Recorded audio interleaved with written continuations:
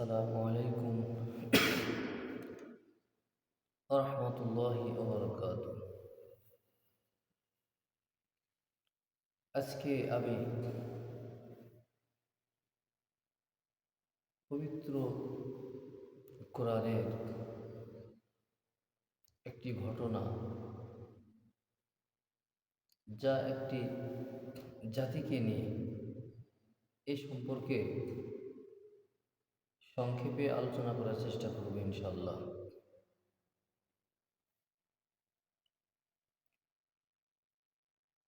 আল্লাহ রাব্বুল আলামিন এই ঘটনাটি পবিত্র কোরআনের সূরা জুমার 5, 6, 7 ও 8 নম্বরে আছে এবং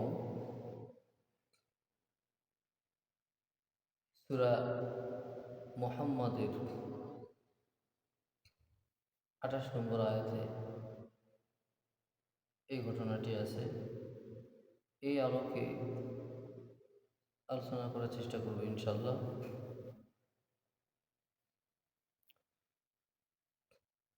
বিসমিল্লাহির রহমানির রহিম। মাসালুল্লাযীনা হুম্মিলুত তাওরাতা সুম্মা লাম ইয়াহমিলুহা কামাসালিল হিমারি ইয়াহমিলু আসফারা বি'সা মাসালুল কওমিল্লাযীনা কাযযাবু বিআয়াতিল্লাহ আল্লাহু লা ইয়াহদিল কওমায যালিমিন। আল্লাহ রাব্বুল আলামিন বলেন, যাদেরকে তাওরাত দেওয়া হয়েছিল অথবা তারা তার অনুসরণ করেনি, তাদের দৃষ্টান্ত সেই গাধা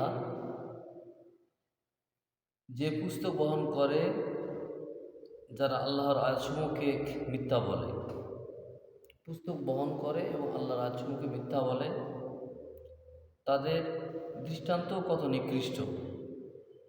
আল্লাহ জালেম সম্প্রদায়কে পথ প্রদর্শন করেন না। তো এই ঘটনাটি পবিত্র কোরআনে সূরা জুমার 5 নম্বর আয়াতে আছে, 6, 7 এবং 8 নম্বর আয়াত নিয়ে আলোচনা করার চেষ্টা করবো ইনশাল্লাহ। তবে আল্লাহ রাব্বুল আলামিন এখানে যে জাতির কথা বলা হয়েছে সেটা হল ইহুদি জাতি।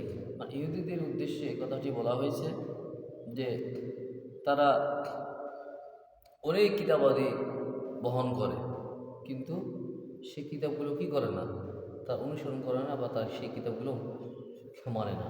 তো এই জন্য আল্লাহ বললেন যে তাদের আজমুখী মিথ্যা বলে এবং তাদের দৃষ্টান্ত কত নিকৃষ্ট। আল্লাহ জালেম সম্প্রদায়কে পথ প্রদর্শন করেন না।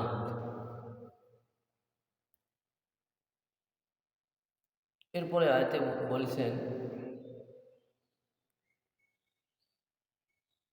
قل يا أيها الذين هادوا إن زعمتم أنكم أولياء لله من دون الناس فتمنوا الموت إن كنتم صادقين।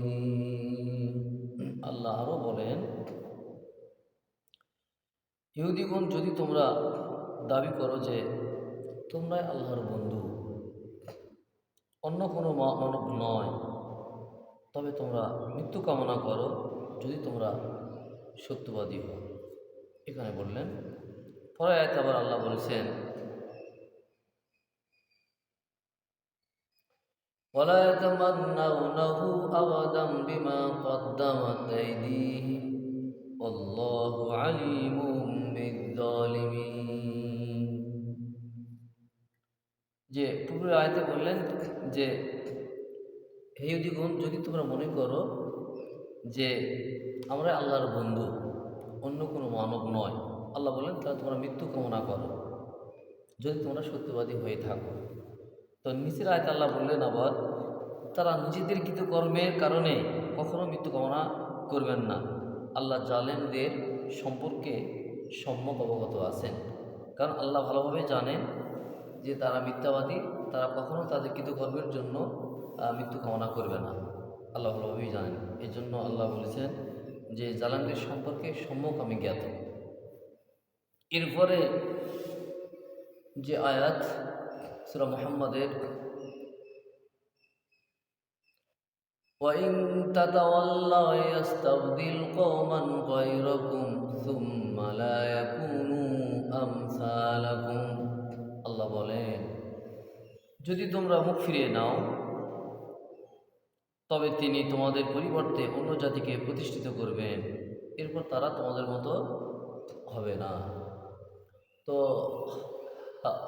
ইহুদিদেরকে তাওরাতের মধ্যে যে বিষয়গুলো আল্লাহ বলেছেন সেই বিষয়গুলো পবিত্র কোরআনে আমাদেরকে শিক্ষা দেওয়ার জন্য সেখানে কোট করে দিয়েছে। যে সূরা জুমার 5, 6, 7 এবং 8 নম্বর আয়াত, আর সূরা মুহাম্মাদের 28 নম্বর আয়াতে এখানেও আল্লাহ বললেন, যদি তোমরা মুখ ফিরিয়ে নাও তবে তিনি তোমাদের পরিবর্তে অন্য জাতিকে প্রতিষ্ঠিত করবেন, এরপর তারা তোমাদের মতো হবে না। যে যদি তারা আল্লাহকে না মানে তাহলে আল্লাহ কী করবেন, অন্য জাতিকে প্রতিষ্ঠিত করবেন। আল্লাহ তাই প্রতিষ্ঠিত করেছেন। এরপরে সূরা জুমার 8 নম্বর আয়াত, قُلْ إِنَّ الْمَوْتَ الَّذِي تَفِرُّونَ مِنْهُ فَإِنَّهُ مُلَاقِيكُمْ ثُمَّ تُرَدُّونَ إِلَى عَالِمِ الْغَيْبِ وَالشَّهَادَةِ فَيُنَبِّئُكُم بِمَا كُنتُمْ تَعْمَلُونَ। আল্লাহ বলেন, কুল, হে নবী আপনি বলুন, ইন্নাল মাউতাল্লাযী তাফিরুনা মিনহু ফাইন্নাহু মুলাকীকুম, যে হে নবী আপনি বলুন যে মৃত্যুর জন্য তোমরা প্রাণপর হও, সে মৃত্যু অবশ্যই তোমাদের মুখোমুখি হবে।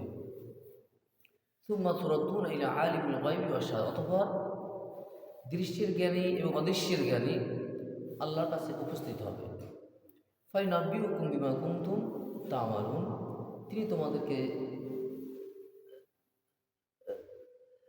জানিয়ে দিবেন সে সমস্ত কর্ম যা তোমরা পৃথিবীতে করতে। তো আল্লাহ রাব্বুল আলামিন, আমরা পৃথিবীতে যাই করি না কেন প্রত্যেকটি বিষয়াদিতে তিনি সম্যক জ্ঞাত, তিনি জানেন।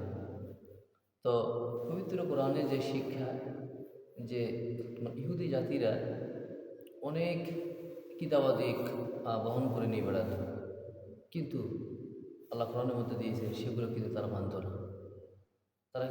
না, এবং তারা বলতো যে যতগুলো মানব আছে আমরাই একমাত্র আল্লাহর বন্ধু।